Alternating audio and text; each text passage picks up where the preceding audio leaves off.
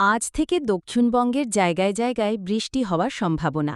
আজ থেকে সোমবার পর্যন্ত বৃষ্টি চলবে বলেন জানিয়েছেন আলিপুর আবহাওয়া দপ্তর। কোথাও কোথাও বজ্রবিদ্যুৎ সহ বৃষ্টিপাতের সম্ভাবনা। আলিপুর আবহাওয়া দপ্তর এও জানিয়েছেন বৃষ্টিপাত সোমবার বা তার পরেও হতে পারে।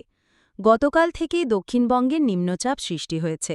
হাওড়া, হুগলি, বর্ধমান জেলাগুলোতে ভারী বৃষ্টিপাতের সম্ভাবনা রয়েছে।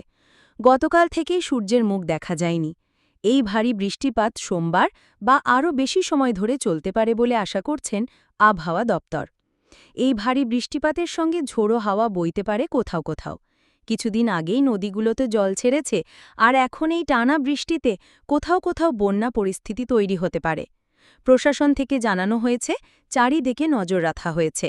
বন্যা পরিস্থিতি তৈরি হলে মানুষদের নিরাপদ জায়গায় নিয়ে যাওয়ার ব্যবস্থা করা হবে। এই নিম্নচাপের ফলে দীঘার সমুদ্র উত্তাল হয়ে উঠেছে।